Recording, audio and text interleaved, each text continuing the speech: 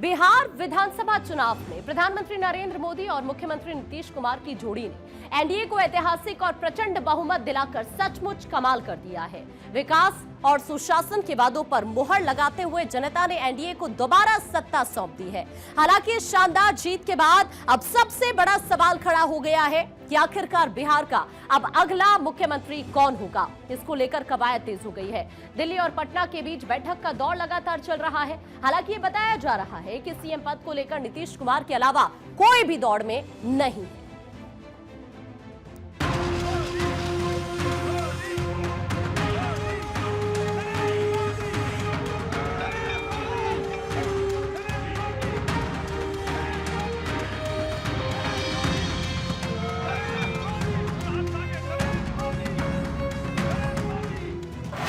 मोदी नीतीश की जोड़ी हिट, परिणाम सुपर हिट।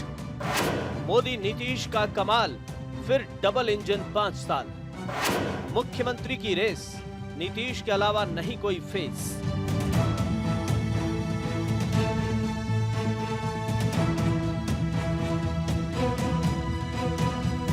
बिहार विधानसभा चुनाव में एनडीए ने ऐतिहासिक और प्रचंड जीत हासिल कर एक बार फिर प्रदेश की सत्ता पर अपना कब्जा जमा लिया है। ये जनादेश न सिर्फ गठबंधन की एकजुटता और सुशासन के वादों पर जनता के विश्वास को दर्शाता है, बल्कि एक साफ संकेत देता है कि बिहार ने विकास और स्थिरता को चुना है।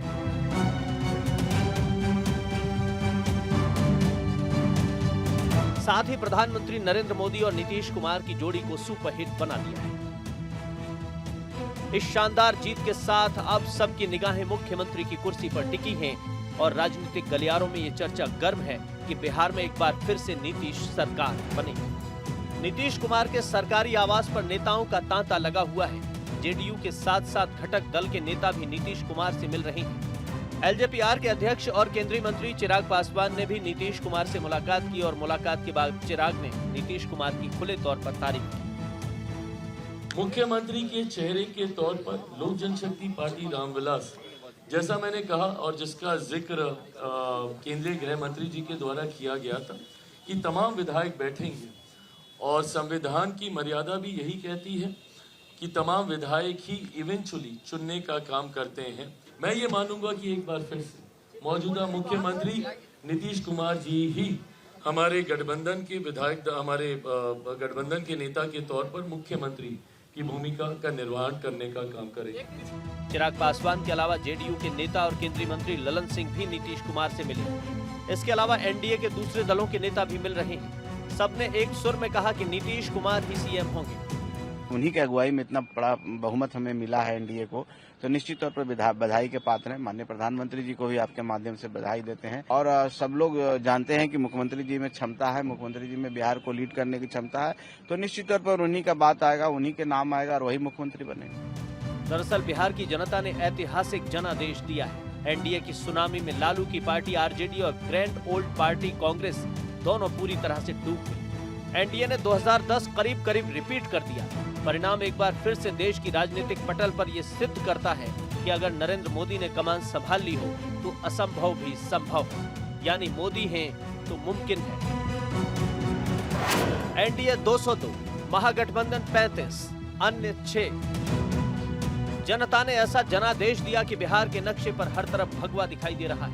इससे पहले 2010 के विधानसभा चुनाव में एनडीए को जबरदस्त जीत मिली थी।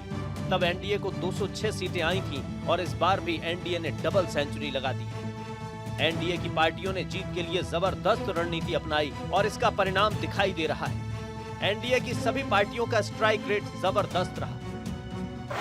बीजेपी 101 सीट पर चुनाव लड़ी, 89 जीती, 88% स्ट्राइक रेट।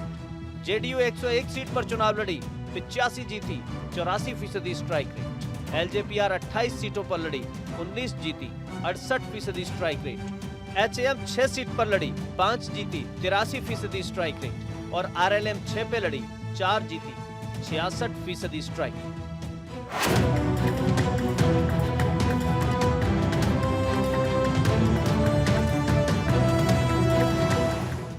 चुनाव परिणाम पर नजर डालें तो एनडीए को सभी जाति और धर्म के लोगों का वोट मिला। चुनाव में जातीय समीकरण पूरी तरह से ध्वस्त हो गया। इस चुनाव में एमवाई का नया ट्रेंड देखने को मिला। एमवाई का नया ट्रेंड मुस्लिम और यादव का गठजोड़ नहीं, बल्कि महिला और युवा गठबंधन का गठजोड़ है।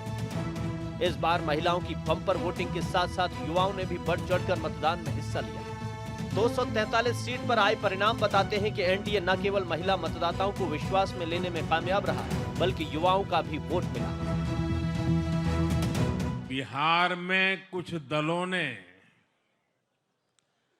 तुष्टीकरण वाला MY माय फॉर्मूला बनाया था,